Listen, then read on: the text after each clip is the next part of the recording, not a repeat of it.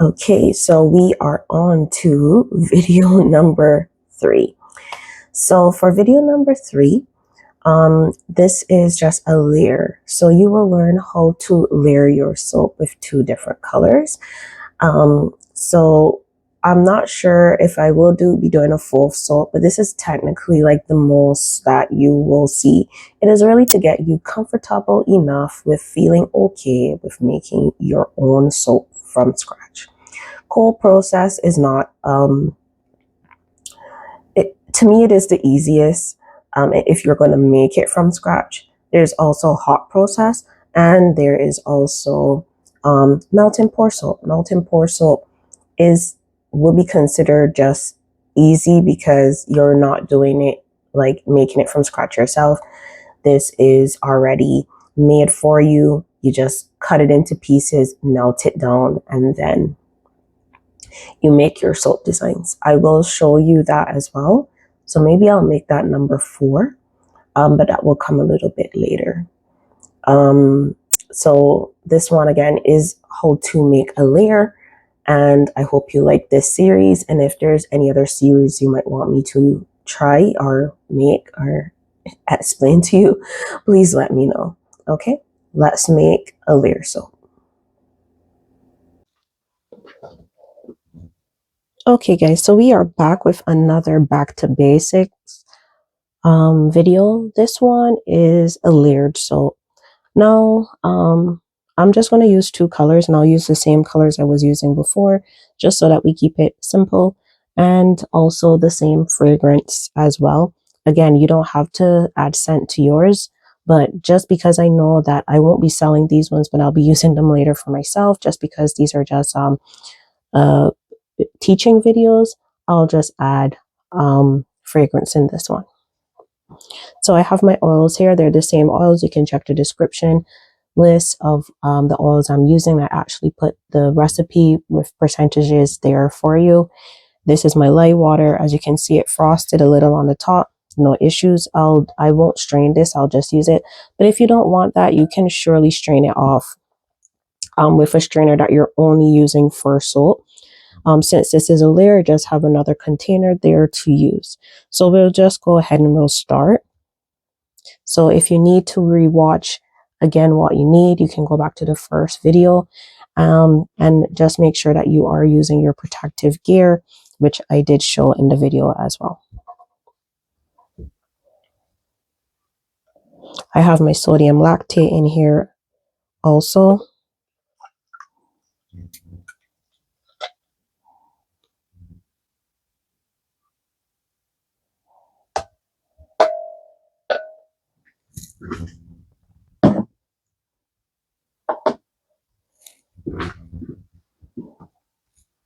Okay, so we'll go ahead and mix this. When I'm doing anything with a layer or a design, I try not to mix too much the first time so that it wouldn't thicken up.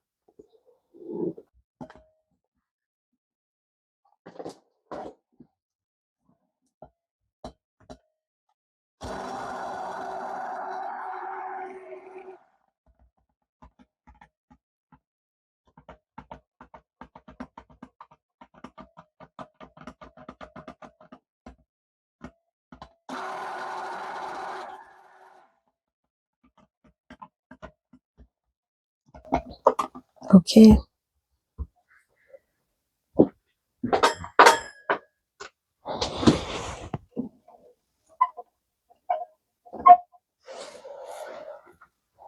So this is good enough for me. So another thing I wanted to let you know, I think I mentioned it too, but when you are mixing, you can just be careful because you can see a lot of the little bubbles in there. And for me, that's okay. But if you want aesthetics where you have a nice, clean looking soap, try to get those bubbles out of there. So I'll just separate this now. I'm going for an even one, but it doesn't have to be.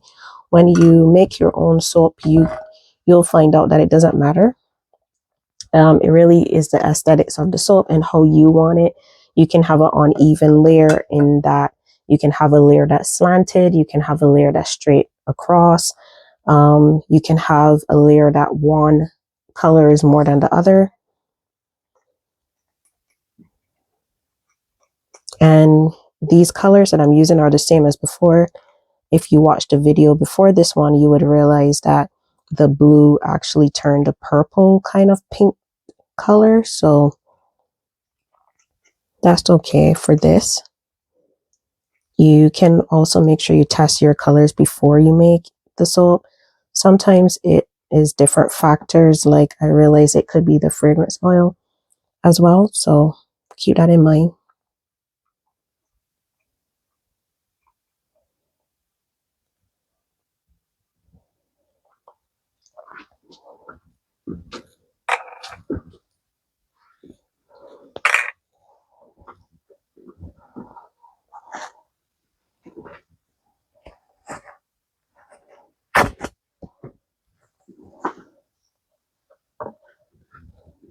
Okay, so I'll blend these in just because I want the color to be evenly dispersed.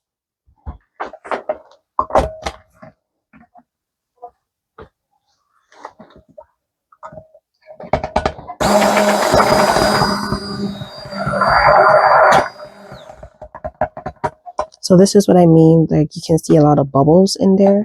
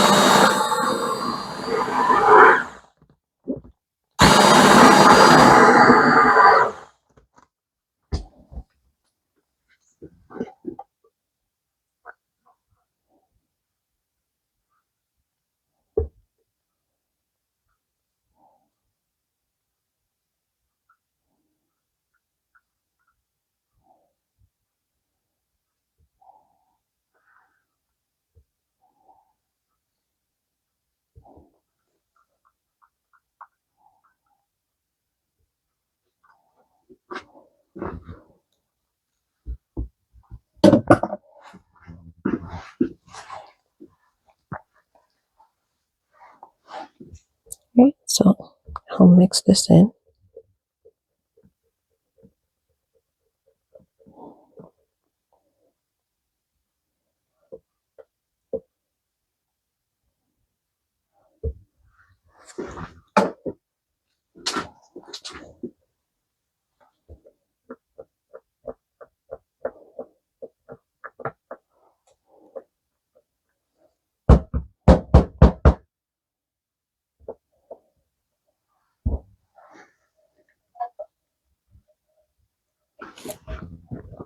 So the fragrance oil I used yesterday was bamboo lotus, so I'll use a bit of that today.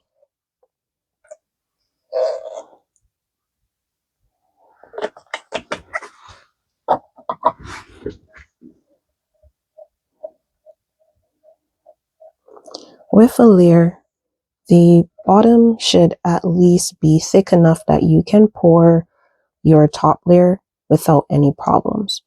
So from this, I should depend on which color I'm using first. I'm going to use the blue on the bottom. It's the darker color, but it'll turn pink anyway.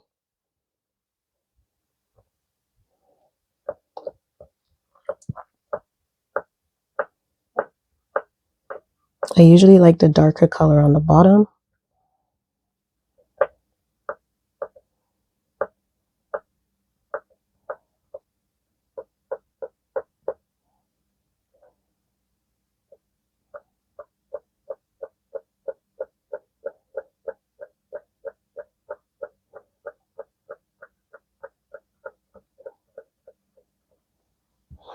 Right, so I will blend this a little bit more just so that it can thicken up.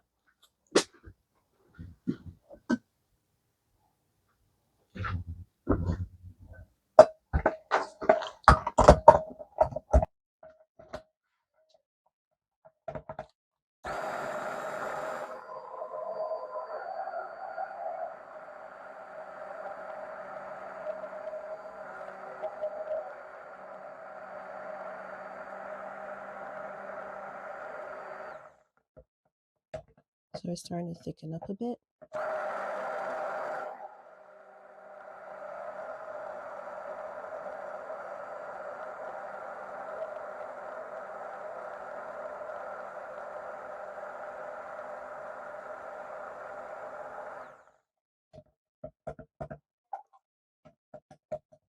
That's perfect.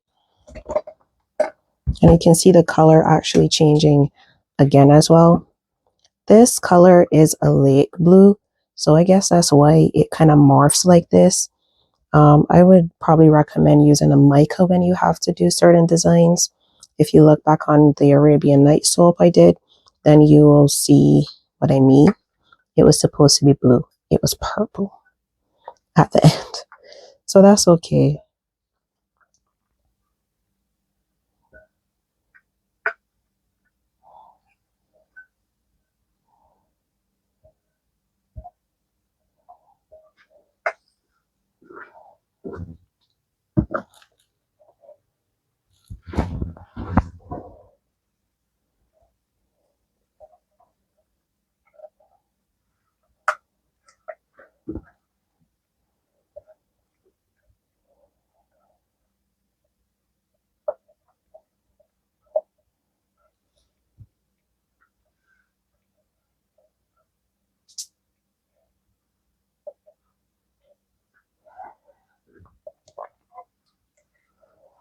All right, so we're going to pour this in. And this is our bottom layer.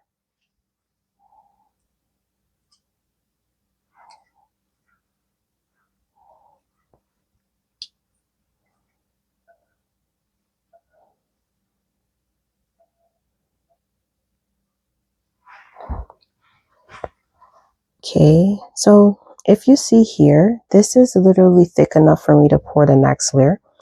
How you would do it now, you would come in with your spatula. You can wait till it hardens up a little bit more, but the spatula trick usually works because it lets the soap travel down in the mold without actually disturbing the rest of the soap.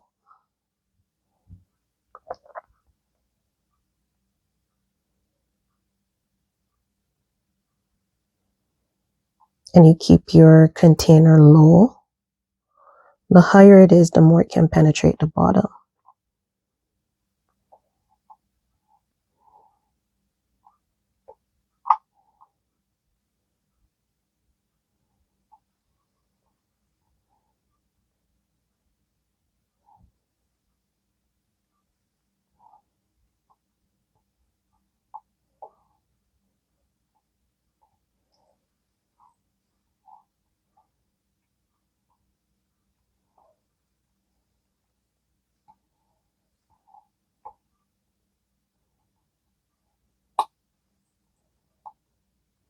If you wanted to create more layers, you would make sure you divide it enough that you will see all of those layers. Okay, here we have our layered soap. I won't do any design on the top. We'll just see how it looks after 24 hours. Okay, see you then.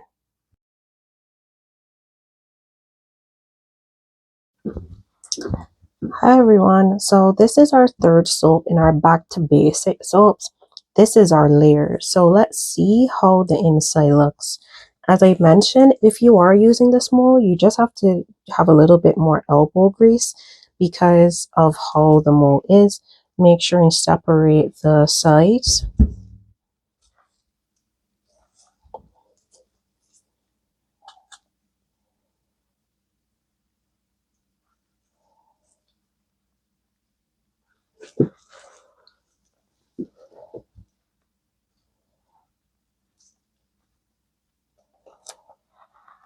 Once the suction from the bottom comes up, it kind of makes it easier for everything to flow out, but give it some time.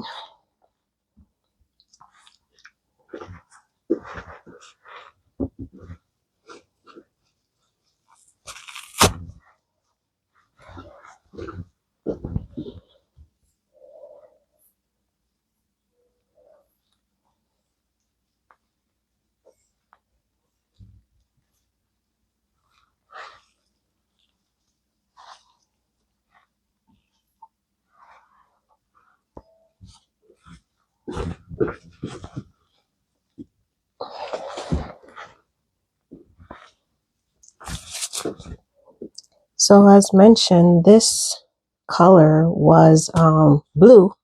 It's supposed to be blue and yellow, but yeah, it's okay.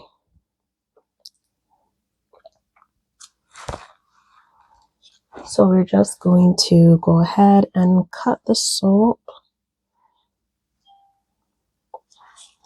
and see how our layer turned out.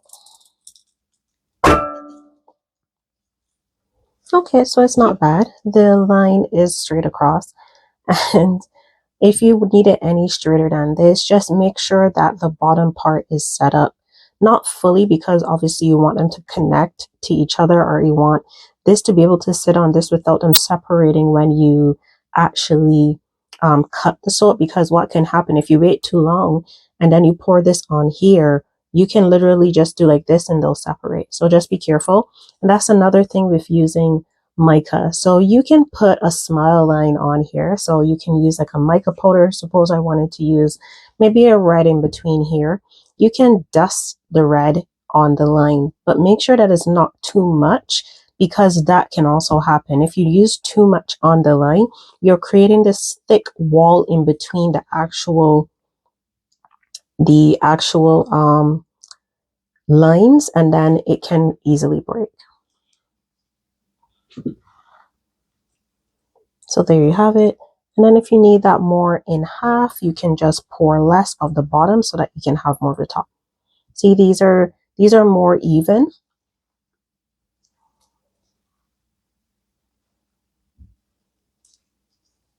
And then if you don't want the color to come on the side like this, just make sure when you're pouring, you are pouring flat and you're not letting any go on the side like here. Well, I hope that was great, that you learned at least 2 techniques on how to start your soaping.